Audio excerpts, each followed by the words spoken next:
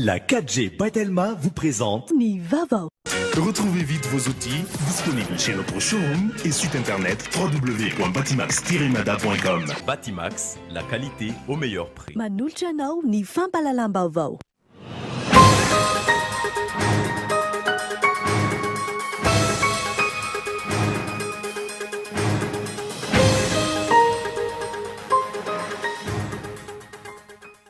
Tantsara ao amin'ny commune 10 district Anambalavao faritra Haute-Matsiatra no nitoloran'ny filohan'ny Repoblika Zezika 770 taonina sy fitaovana fambolena.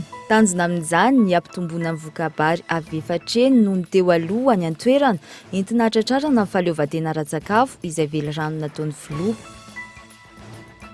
Fihaonana maro no ny fanaovan'ny Prime Ministre lehibe amin'ny gouvernemanta tamin'ireo tompona ndraiky mpanjakana sy lehibe ana fandaharana sy iraisam-pirenena nandritra ny dia any New York izay anatanterahana fivoriam-ben'ny firenena mikambana.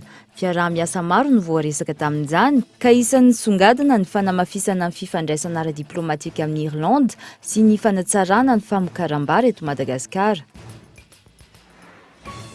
Isin'ny fifaninanana mamarotra boky izay karakarain'ny Friends of Madagascar miaraka amin'ny Teach for Madagascar ary ny Ministeran'ny Fanabeazam-pirenena.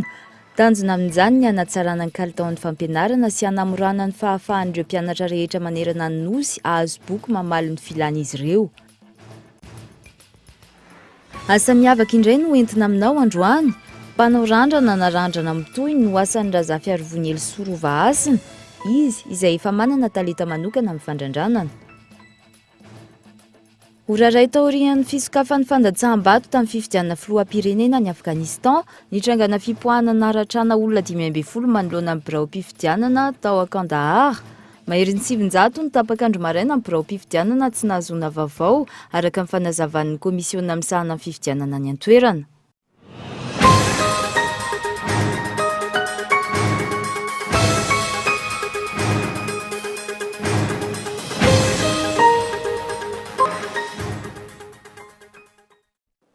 Miarabanao ndray tomboko lasy tomboko vavy tonga soa atao anatin'ny fotoana ny fampalalam-baovao ho eto amin'ny fitalavitra kolo amin'ny Tiality manasanao amin'ny mpanajana ihany koa hanaraka izany hatramin'ny farany. Anokafana ny fampalalam-baovao tantsaha amin'ny commune 10 ao anatin'ny district Anambalavao faritra Haute-Matsiatra no notoloran'ny filohan'ny Repoblika Zezika 770 taonina sy fitaovana fambolena. Tanjona amin'izany ny ampitomboana ny vokabary avy efatreny entina hanatrarana ny fahaleovantena ara-tsakafo izay velorano nataon'ny filohan'ny Repoblika. Fanadidina hoentin'ny miantarandrena evo. Fahaleovantena ara-tsakafo i Madagasikara. Io no tanjona napetraka ny filohan'ny Repoblika ao anatin'ny vinam-pampandrosoana UEM. Tantsamina tokantrano miisa 900 amin'ny commune 10, Ambonandovoka, Ambohimahamasina, Ambohimandroso, Vohitsaoka ary Besoa atao anatin'ny district ny Ambalavao faritra Matsatra ambony no notoloran'ny filohan'ny Repoblika ny Madagasikara fitaovam-pamokarana toy ny zezika milanja 770 taonina sy motoculteur miisa 100. Santionany tosika omenany tantsaha ireo fanampiana ireo raha ny nambaran'ny filoham-pirenena. Tsika tonga dia asa fa tsika bary.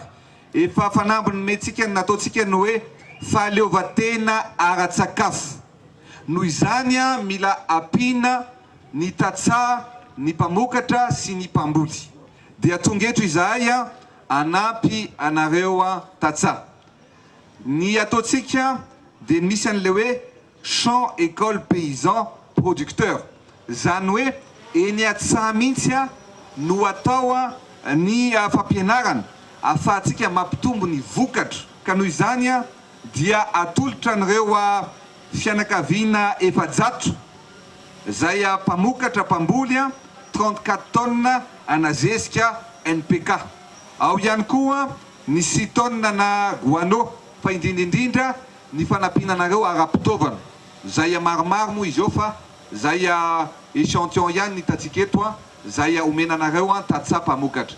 Ny zavatra hokendentsika dia ny fampitomboana ny vokatra azonareo na hoe ny rendement ny tonne na l'hectare. Hanampy amin'ny fampitomboana ny vokatra izao fanampiana izao araka izany hitombo avy efatreny noho ny teo aloha ny vokatra amin'ny taona ho avy manoloana ireo fanampiana ireo raha ny nambaran'ireo tantsaha any an-toerana. Tamin'ny une tonne par hectare zany dia sy nahampy hoanina ihinana sakafonay tena sy ampy mihitsy zany tamin'io fotoana io. Dia amin'izao zany agnay havokatra 5 tonnes par hectare dia ampy zany zay ampy ataonay sakafo zay ary vao misy ampim-bava hamidinay koa. Ankoatra izay, isy ihany koa ny fanatsarana ny lemaka aty amin'ny distrika any Ambalavao. Nandritra ny fandalovan'ny filoham-pirenena sy ireo delegasion niaraka taminy taty amin'ny faritra Matsaitrambony ity hatrany, nisy ihany koa ny fitsidinana ny orinasa fanamboarana fiara-karenjy sy orinasa mpanafatra, mpivarotra, mpanodina fripere ny filoha. Orinasa izay manome asa ireo olona sahirana sy manana fahasembanana ara-batana eto Fianarantsoa. Fionana maro no ny fanaovan'ny Prime Ministre lehibe ny gouvernemanta tamin'ireo tompona ndraiky mpanjakana sy lehibe na fandaranasa iraisam-pirenena mandritra ny diany ao New York, izay anatanterahana ny fivoriam-ben'ny firenena mikambana. Fiaraha-miasa voaresaka tamin'izany ka isan'ny voaresaka tamin'izany ny fanamafisana ny fifandraisana ara-diplomatika amin'ny Irlande sy ny fanatsarana ny famokarabary eto Madagasikara. Maniry ny hanatsara ny fifandraisana ara-diplomatika amin'ny Madagasikara ny filohan'ny pirenena Irlandais nandritra ny feonany tamin'ny Prime Ministre lehibe ny gouvernemanta ny 20 ny volana septambra tao New York, izay anatanterahana ny fivoriam-ben'ny firenena mikambana. Nojerena avy hatrany ny sehatra azo iaraha-miasa teo amin'ny firenena rotonta, ka isan'izany ny fampianarana, ny fanofanana ara-teknika sy ny fizahan-tany, fanaovana jeritodika ny fifandraisana amin'ny Madagasikara sy Amerika indray, no nifantohan'ny ady hevitra nandritra ny feonana tamin'ny lefitry ny sekretera mpanjakana Amerikanina. Fantatra tamin'izany fa mpandraharaha Amerikanina maro no liana mampiasa vola eto Madagasikara, ka isan'ny sehatra misokatra amin'izany ny fitrandrahana angovo, ny fizahan-tany, ny arena kibon'ny tany, ny fambolena sy ny foto-drafitrasa. Noresahana ihany koa ny fanjakana tsara tantana, ny fampanjakana ny demokrasia sy ny fitandrona ny fanajana ny zon'olombelona. Nahazo fankasitrahana manokana ny Madagasikara tamin'izany, indrindra manoloana ny ezaka vita ny fitondram-panjakana manodidina ny ady amin'ny fanondranana olona sy ny fampiasana zaza tsy ampy-taona.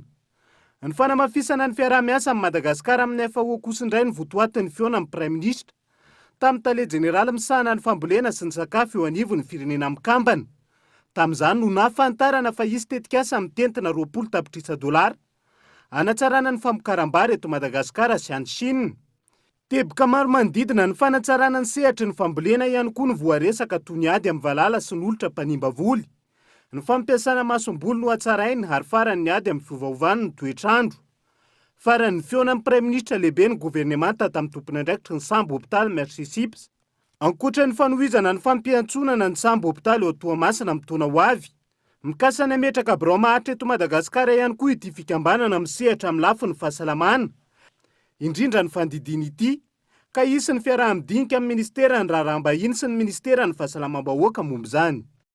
Fa fotoana ny asa zao, efa fanatanterahana ny asa fampandrosoany ireo vina sy ny velorano natao, mbola misy anefa ireo tsy mihevitra afa-tsy ny tenaka amin'ny manoriana, manaka an'izay fampandrosoana tsy maintsy iroson'izay, tavela ireo fa isika tsy naman'izay mihemitra. Matoan-dahatsoratra Andra Harrison.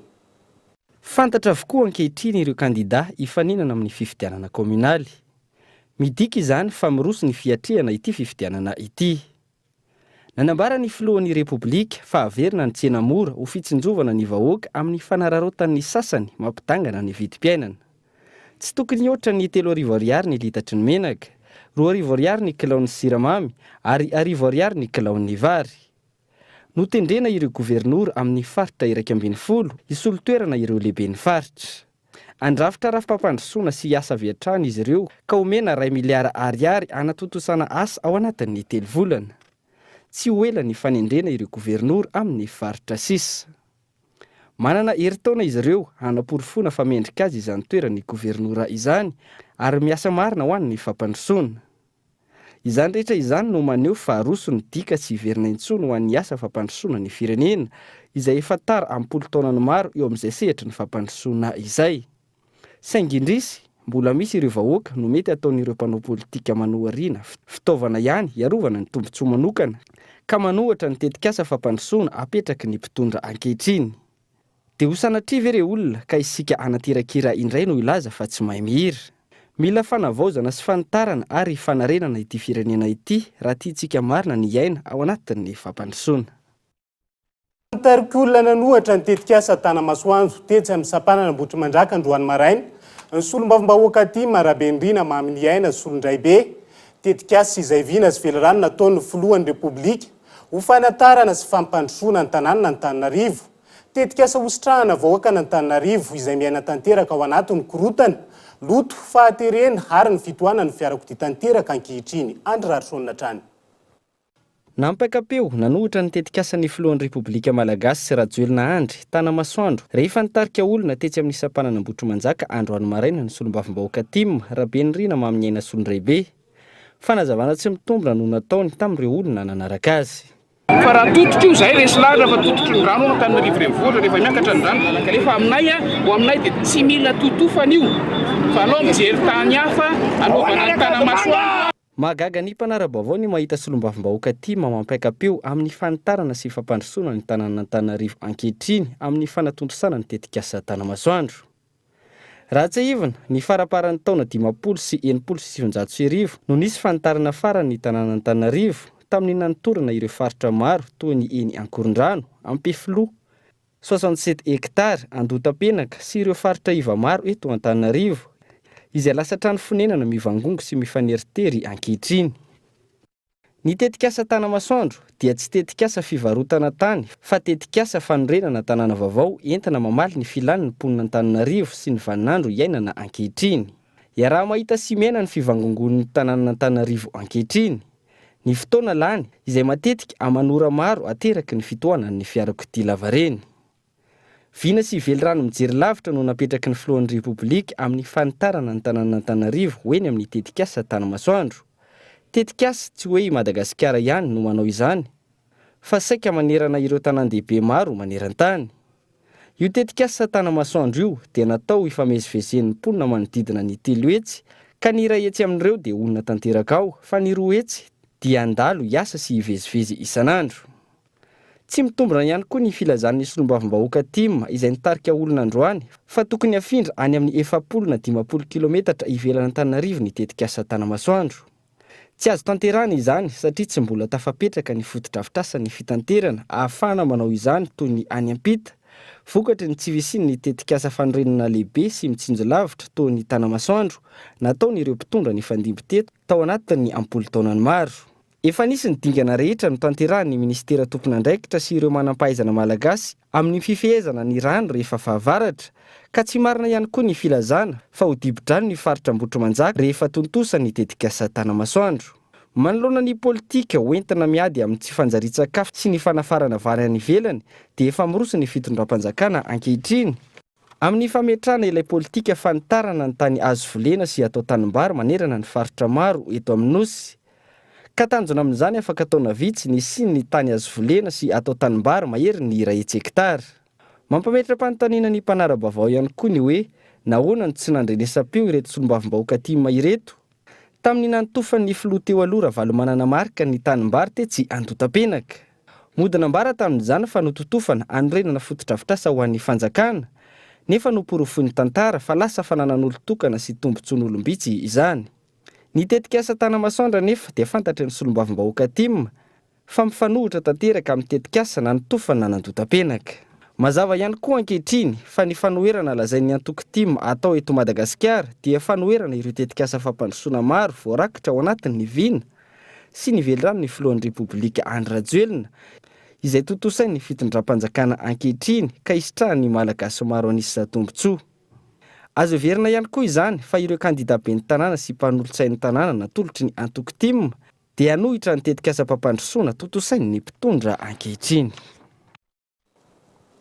Fa manana andraikitra goavana amin'ny fampandrosoana ny komuna ny ben'ny tanàna sy ny mpanolotsaina amin'ny mavondrom-bahoaka hitsinja ranom-pahefana akaiky ny vahoaka azy ireo. Ny vina mpampandrosoana sy ny tetikasa entiny no tokony hividianana kandida raha ny fanadihadiana natao. Henri Florian no mitatitra ny fanadihadiana.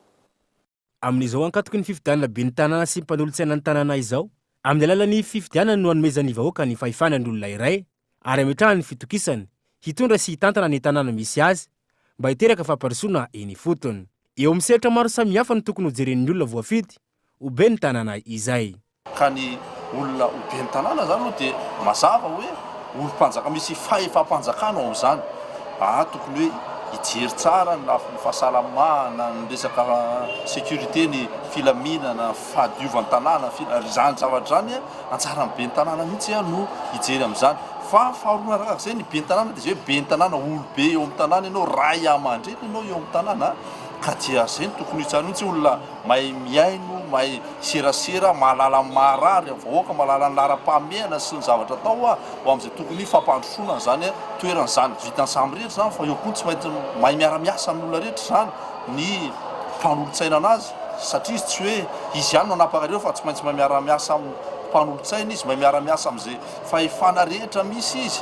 Ankoatra ny famporosiana ny vahoaka Andray Anjara amin'ny fandatsaham-bato, isan'ny manana andraikitra lehibe amin'ny fanomanana izany ihany koa ny fiarahamonimpirenena, eo ihany koa ny rehetra amin'ny mazava-dehibe ny fifidianana kominaly. Tokony hisafidy tsara ny vahoaka raha nambara ny filoha lefitry ny CFM Matrano. Dia anjara ny vahoaka rehefa be ny tanàna tsisy ilana azy no tanao dia vahoaka zany tompony andraikitra voalohany amin'izany ka tonga amin'ny fotoana fifidianana. Anjara ny vahoaka ny misafidy tsara, manao safidy tsara tsy hivarotena araka le fomba fiteny hoe mivarotena amin'ny vola kely sy zay na resaka fihetseham-po ivelany fa zavatra ho avy rehefa hoe ny any amin'ny commune any ny tsisy fandrosoana dia ny firenena ray manontolo tsy mandroso zay zany zavatra tokony fantatra ka dia ka le vahoaka mihitsy zany mila mijoro tsy hivarotena zay zao tena voalohany tsy mivarotena aloha voalohany indrindra tsy manaiky atao fitaovana ihany koa anakorontanana na anao zavatra solokoloky etseroa fa anjara ny vahoaka mihitsy ny hoe mijoro hoe ianao ny tena tompon'ny fanjakana ianao ny tena tompo-pahefana hoe na lafika ohatrin'inona ary fa le safidinao ny hoavin'ny ny tanànanao sy ny taranakao sy ny firenena no jerena. Nanamafy ihany koa ny teo anivon'ny CFM fa isy ny fandraisan'izy ireo anjara mivantana amin'ny fametrahana fitoniana hiatrehana ny fifidianana kominaly ity. Hatreto raha ny eo anivon'ny seny efa mizotra miandalana ny fanomanana ny fifidianana be ny tanàna sy ny mpanolontsaina ny tanàna ho tontosaina ny 17 Novambra izao. Eo amin'izay vaovao mahakasika ny fifidianana be ny tanàna sy mpanolontsaina izay hatrany, tontosa omaly tao amin'ny lapan'ny tanàna ny mahajanga ny famindram-pahefana. Teo ambe ny tanàna teo aloha Andriantomanga Mokhtar Salim sy ny lefiny izay hitantana vonjamaika an-drenivohitra mahajanga. Azo ataony mampandroso ny commune amin'ny alalany hetra hoy ny be ny tanàna teo aloha nandritra ny fandraisa bitenenany. Olona saina no mitatitra ny andinidiny. Niroso tamin'ny famindram-pahefana ny be ny tanàna teo aloha Andriantomanga Mokhtar Salim sy ny lefitra voalohany be ny tanàna izay hitana vonjamaika ny renivohitra mahajanga mandra-pahatonga n'izay be ny tanàna lanim-bahoaka. Isan'ireo kandida ho be ny tanàna amin'ny fifidianana kominaly i Andriantomanga Mokhtar Salim ka antony izao famindram-pahefana izao. Tao anatin'ny 4 taona resy lahatra ity kandida ity fa azo atao ny mampandroso ny commune amin'ny alalan'ny hetra. Dia tratra ilay tanjona sy lokaloka izay nataonay tany amin'ny voalohany hoe azo atao tsara ny mitondra ny fampandrosoana ny tanàna avy amin'ny alalany hetra izay angonina eo amin'ilay tanàna ihany. Ny zavatra ndradraina aloha mandritra n'izay hoe aoriana ny fametram-pialana angamba ny marimarina kokoa dia ny fanirianay dia mba nitohizany fomba fiasan'ny mpiasan'ny commune ary ho tsaratsara kokoa nandritra n'izay efa taona izay tsy hoe tsy ohatsony maire Mokhtar dia ho lasa gabraraka na egoragora indray tanàna Majunga. Io monsieur l'adjoint izay efa namantsika rehefa anisan'ny namako ny tatana an'ity tanànantsika ity nandritra n'izay efa taona izay dia manantena zany hoe hikatsaka ny soa sy ny tsaratsara kokoa itsika mpiara-miasa rehetrarehetra atao amin'ity tanànantsika ity. Ny lefitra voalohany eo anivon'ny commune Andrenivohitra Mahajanga Ravelo Manantso Emilson araka izany no mitana vonjamaika sy miantoka ny fampandehanan-draharaha ao amin'ny commune Andrenivohitra Mahajanga manomboka izao.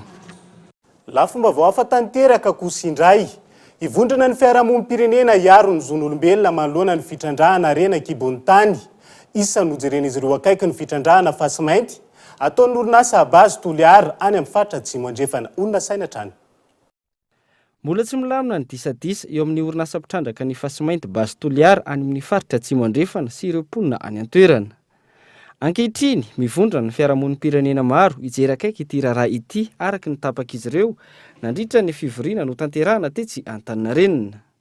Ankoatra ireo fiarahamonim-pirenena nanatrika ny fotoana ihany koa ny solitena avy amin'ny ministera ny arena kibony tany sy ny loharanonkarena stratégique, ny Haut Commissariat des Nations Unies aux droits de l'homme na ny HCDH, ny filohan'ny CNIDH ary ny solitena n'ireo mponina izay tsy manaiky ny fitrandrahana. Mazava fa ny orinasa anankiray alohan'ny hitrandrahany misy telo hifanaraka ao anatiny.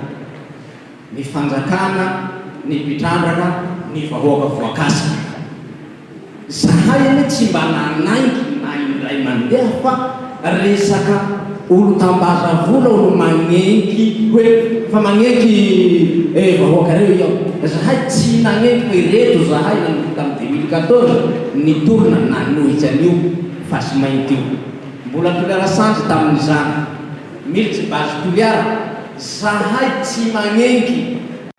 Isan'ny fiarahamonim-pirenena nandray anjara tamin'ity fivoriana ity ny KMF Knoe.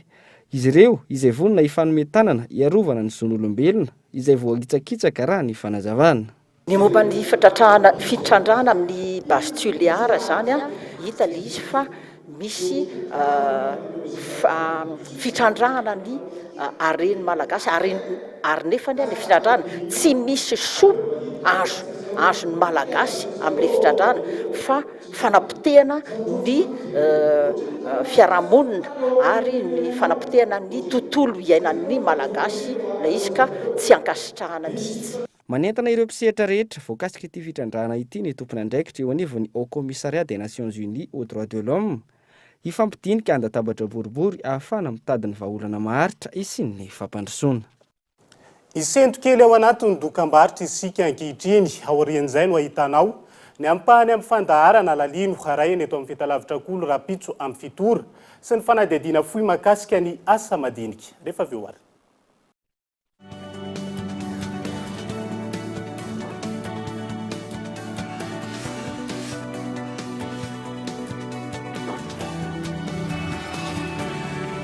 L'étudiant ça, rehefa mianatra. L'étudiant ça, rehefa mamorokira. L'étudiant ça, rehefa manao sary. L'étudiant ça, rehefa miantsena. L'étudiant za rehefa mamorona. L'étudiant za rehefa milalao. L'étudiant za rehefa milalao. Stylo l'étudiant tsara bika, maharitra, mahatsara soratra, sady tsy mitakosina ny soratra, sady tsy mandoto tanana. Ny l'étudiant dia manana fitaovana maro samihafa ankoatra ny stylo, fitaovana fampiasana ampianarana, ny fitaovana fampiasana birao, maro azo safidianana. L'étudiant satry foana ny oratra. Isika iray raha 7 secondes ny miantso tellement miaraka mora 500 mahazo entre 10 ariary 20 SMS sy na 20 mégaoctets internet en vidiny 10 ariary mondy sindrio ny dièse 322 étoile 20 dièse. Mi amigo, laisse-moi te présenter une marque espagnole. 1 litre pour la casa, 2 litros pour el pique-nique, 330 millilitros pour el goûter. Roubert, en français c'est jus vert. Jus vert, nectar de fruits, sans sucre ajouté.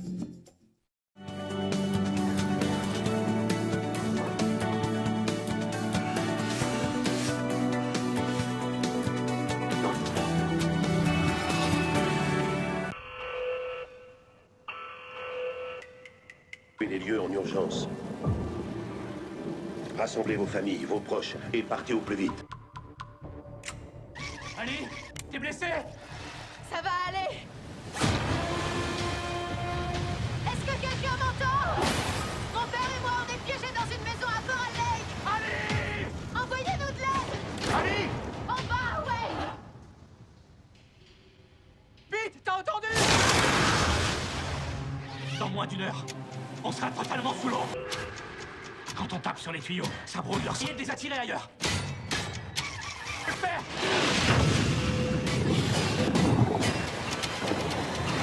Tu partes, maintenant. Je ne t'abandonnerai pas.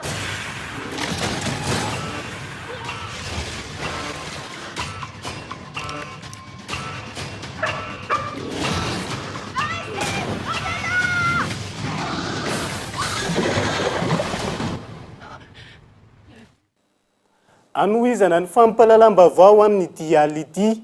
Feno 7 taona ny polisy pirenena ka nomariana tamin'ny fiaraha mihazakazaka manodidina ny fariana nosy zany maraina teo. Ampitomboana araka izay azo atao ny isan'ny polisy pirenena ahafahana manatratra ny fenitra eo amin'ny isa. Hoy ny tompony andraikitra Androany, onona saina. 2,720 feno 7 taona no nijoroany polisy pirenena teto Madagasikara. Androany fiaraha mihazakazaka no nanamarina izy ireo izany izay nitanterahana nanodidina ny fariana nosy. Firaisan-kina, fanakekezana ny vahoaka, fanajana fitsipika, ireo no hevitra voizana amin'izao fankalazana izao. Eo amin'ny fampandriana fahalemana ny tany sy ny fanjakana, nanambara ny tompony andraikitra fa mizotra makany amin'izany ny polisy pirenena ary anamafisana izay fandriam-pahalemana izay ampitomboana trano ny isan'izy ireo. Ny isan'ny polisy araka sy azo atao mifanaraka amin'ny filan'ny vahoaka ary anatanteraka atsaka sy andavany didy amandraikitra zay apetraka me manatona ny vahoaka ny tanjona manko dia ny fanatona ny vahoaka mba ahafahana mahafantatra hoe inona ny tena olana mianjady aminy ahafahana koa mijery ny tena vahaolana mahomby ahafahana mitandro raha tokony izy ny filaminana. Itoy amin'ny fanomezany ramamaim-pona atao etsy amin'ny hôpitaly Achiera ny hetsika fankalazana ny 7 taona ny polisy ny pirenena. Fa isan'ny fifaninanana manoratra boky izay karakarain'ny Friends of Madagascar miaraka amin'ny Teach for Madagascar ministera ny fanabeazana amin'ny pirenena. Tanjona amin'izany ny hanatsarana ny kalitao ny fampianarana sy ny hanamorana ny fahafahan'ireo mpianatra rehetra manerana ny nosy. Azo boky mamaky mamala ny filany izy ireo. Mirana Hery Manjaka no mitatitra ny andindiny. Hisy ny fifaninana fanoratana boky izay karakarain'ny Friends of Madagascar miaraka amin'ny Teach for Madagascar ary ny ministeran'ny fanabeazam-pirenena ny fampiofahana ara-teknika sy arakasa. Fifaninana fanoratana tantara fohy mahakasika ny kolotsaina sy ny zava-misy eto Madagasikara no lohahevitra ary isan'ny kendrena amin'izany ny fanavaozana ny boky ho an'ny ankizy malagasy. Fifaninana izay misokatra ho an'ny rehetra. Misy ny page Facebook izay mitondra ny anarana hoe Diarinofy, misy koa ny compte Instagram izay mitondra ny anarana hoe Diarinofy, ary misy ny tranokala diarinofy.mg izay afaka idirana ny information rehetra sy afaka idirana isoratana anarana idirana amin'ny fifaninanana ka amredy ihany koa raha ohatra misy fanontaniana, raha ohatra misy zavatra tiana mifantatra afaka mandeha manontany amin'ireny.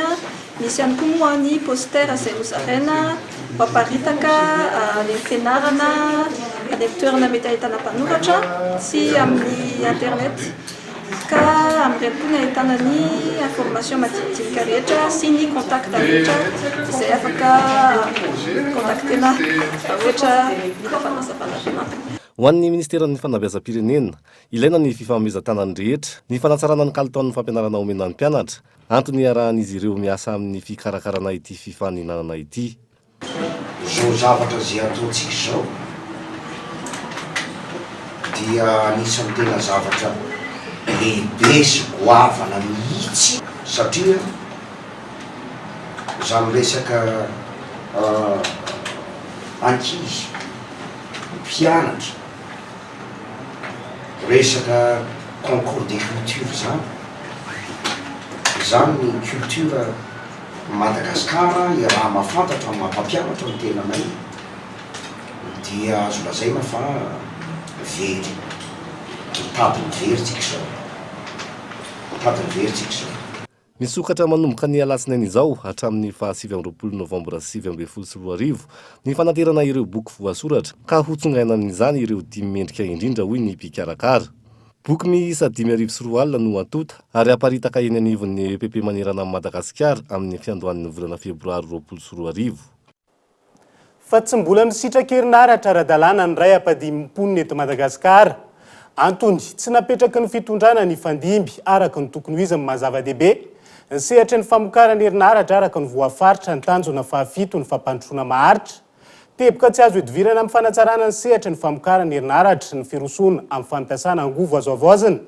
Ny manodidina izany indrindra no entina aminao ao anatin'ny fandaharana lalino rahampitso eto amin'ny fahitalavitra kolo andao ary arantsika ny ampany amin'izany. Tombanana ray lavitrisana 3,700 mponina maneran-tany no tsy misitraka herinaratra araka ny tokony ho izy araka ny antotanisa farany avy amin'ny banky iraisan'ny pirenena. Aty Afrika subsahariana sy Azia Atsimo ny tena hitana tahambony. Nalarana fa 7 amin'ny tanjony fampandrosoana maharitra na ODD aza ny fanatsarana ny fahazoany rehetra angovo maharitra. Mifanaraka amin'ny toetrandro ary amin'ny sara mirary. Mbola tsy hita taratra izany ho an'ny Madagasikara. Mbola mihoatra ny ray ampadinim-ponina ny voakasika noho ny tsy fananana ny fitondrana dray. Ny fahavononana sy milamina asa ho fanatsaran'izany. Tsara ho fantatra koa ao anatin'ny énergie renouvelable dia ity raha toa ka manao centrale hydroélectrique antsika dia mila farafaha-kely ny 3 taona. Ary misy ary rehefa tena hoe infrastructure ngeza be izy dia mety hoe maharitra 5 taona 4 taona tahaka an'izany. Mazava ho azy ny mpitondra teto Madagasikara hatramin'izay dia tsy dia niraika firy tamin'ny hydroélectrique io satria raha zavatra ho ataona amin'ny fotoana hitondrany dia tsy ho tanteraka ao anatin'ny mandany 5 taona ny construction nefa mihoatra ny 5 taona.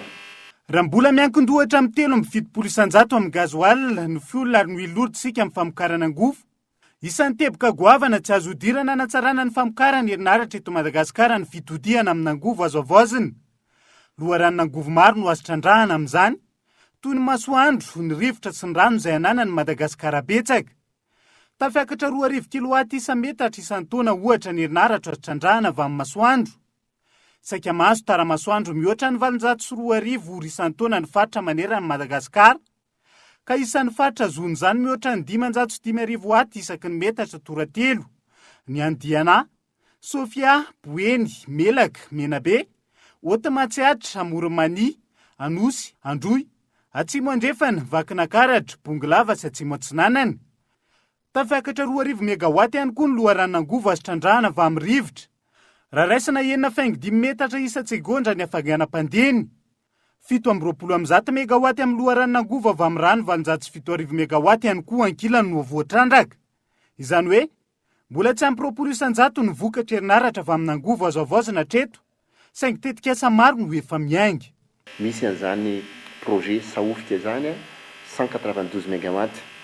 Inonareo hoe misy an'izany projet volobe zany 120 megawatt. Inonareo hoe misy an'izany projet ranomafana zany 80 megawatt. Miresaka ny antsoina hoe solaire atsika. Fantaro fa ny solaire ao anatin'ny 6 volana na 1 bolana dia efa afaka manangana solaire atsika. Ny solaire tsy mahafa-po 100%, ny hybride tsy mahafa-po 100%, fa tsy hoe rehefa tsy mahafa-po 100% ny zavatra dia tsy atao. Fa samiavaka indray no entina aminao ao anatin'ny fanadihadiana fohy iresahana manodidina ny asa madinika. Mpanao randrana na randra mitohy no asan'ny Razafiarivony Elsoa, izy izay efa manana talenta manokana amin'ny fandrandranana. Kezy Arabeny manana no mitatitra ny andindiny.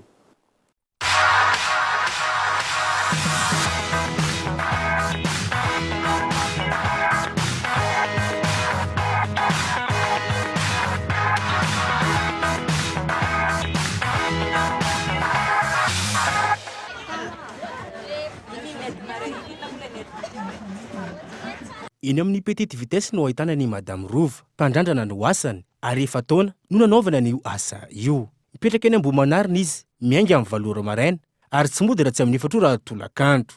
Raha ny fanazavany, mahavelona tsara sy ny akona ny asa fandrandranana io. Misafidy andeha satria efa taona mihitsy ilay mandrandra, dia mahafinaritra ilay mandrandra. Tao amin'ny famille efa ramokoriana mihitsy. Fianakaviana ray eto mihitsy izay dia miaraka eto dia daholo mandrandra. Any Ambohimanarina izay mipetraka. Araka iny fa rehefa ohatra hoe be olona dia misy olona mapetrana eo positisy dia miverina eo izy rehefa avy eo miverina mirandrana. Nambarana fa efa talentan'ny fianakavian'izy ireo mihitsy ny mirandrana, ary mpandrandrana daholo ny fianakaviany. Maro karazana ny randrana izay ataony eto, ao ny randran-droa, ny randran-telo ary ny randran-efatra. Ankoatra izay, mampitohy vola amin'ny alalan'ny positisy ihany koa izy. Mamelan-kona ny anay tsisy tomova ilay olona mividy positisy dia izay mandrandrana fotsiny. Izao randran-droa dia misy randran-telo dia misy tissage ny sasany. Tissage les zaire. Manao tissage zao tena prix 75 dia mandrandrana 15 000 manao positisy ray arakarak'izay positisy lany. Dia crochet 150 le asisisy regny. Mahafinaritra ny mandrandrana ho hatrany izy nanamafy. Tsy misy asa tsy mahavelona rehefa atao ampitiavana sy ampanajana. Vaovao ny fanatanjahantena kosa indray. Tamin'ny 7 no nandavony ny TS Galaxy, ny ekipa amin'ny Knap Sport ao anatin'ny lalao miverina teny amin'ny kianjan'ny Vodivorona, ao anatin'ny fiadiana ny amboaran'ny CAF. Tapitra treo araka izany ny lalan'ny Knap Sport ao anatin'ny ity fifanitsanany ity. Henri Florian.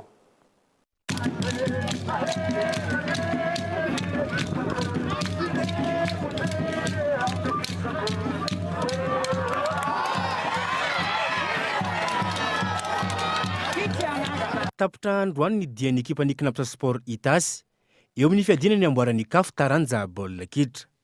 Lavon'ny TS Galaxy avy atsy Afrika Atsimo tamin'ny 7 ny Knap Sport Itasy, tao anatin'ny lalao miverina, tanterana androany teny amin'ny kianjan'ny Vodivorona. Raha tsy ivona, efa inondroka teo anatrihan'ny TS Galaxy tamin'ny sarany tsy misy ity ekipa malagasy ity, nandritra ny lalao mandroso tany Durban, tapa-bolana lasa izay. Baolina tokana no nampidiriny TS Galaxy nandritra ny fizaram-potoana voalohany. Tao anatin'ny fizaram-potoana faharoa, napiditra baolina roa indray ry zareo vahiny. Tany amin'ny minitra 7:30 no no nampiditra baolina tokana ekipa malagasy.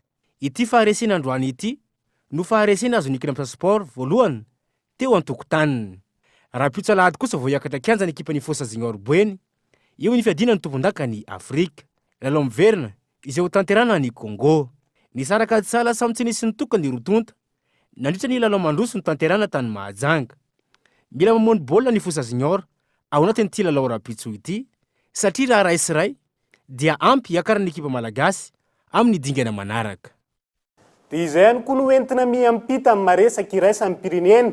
Oriray taorian'ny fisokafa ny fandatsaham-bato amin'ny fifidianana filoham-pirenena any Afghanistan. Nitrangana fipoahana naratrana olona 5 manoloana ny barom-pifidianana tao Kandahar. Maherin'ny 700 ny tapakandro maraina ny barom-pifidianana tsy nahazoana vaovao. Araka ny fanazavan'ny komisiona misahana ny fifidianana any amin'ny toeran'ny France 24. Les talibans ont promis d'attaquer les bureaux de vote. Nanatanteraka fanafiana tamin'ireo barom-pifidianana tany Afghanistan androany ny Taliban nandritra ny fanombohan'ny fandatsaham-bato amin'ny fifidianana filoham-pirenena. Fipoahana maro no nitranga manerana ny tanan-dehibe izay naratrana olona hatramin'ny 5 indrindra tao amin'ny tanàna ny Kandahar ao atsimon'ny Afghanistan. Ny tapakandro maraina, barao fandatsaham-bato maherin'ny 700 no tsy nahazoana vaovao araka ny fanazavana nataon'ny komisiona misahana ny fifidianana any an-toerana. Nitondra ny heviny ary nanameloka ny tranga avy hatrany ny kandida Abdullah taorian'izay. Nambarany fa tsy mampiseho ny tanjaka sy ny herin'ny Taliban ny fandrahonana sy ny fampirorona ny vahoaka toy izao. Raha nanomboka ny taona 2012 ny alany ny tafiky ny OTAN tany an-toerana nampahazavahana ny asa fampirorona ataon'ny Taliban. Kiondalana lehibe indrindra miady amin'ny asa fampirorona ny fijoroan'ny governemanta vaovao. Very hevitra manoloana ny trangany an-toerana ny kilan'ny ponina nandritra ny fitondrana ny fandimby. Ny 7 ny volana Oktobra ho avy izao no andrasana ny valim-pifidianana Vonjimaika raha ny fanazavana trany. Sont attendus le 19 octobre prochain. Dia izay ihany koa no nentina namanana ny fampalalam-baovao tamin'ity alina ity. Ankasitrahana feno ny fanarahanao zany hatramin'ny farany. Ny sampana fampalalam-baovao dia mamy fotoananao raha mipitso amin'ny ora mahazatra. Ny tena kosa dia mametraka ny veloma mandrapita fa veloma tompoko.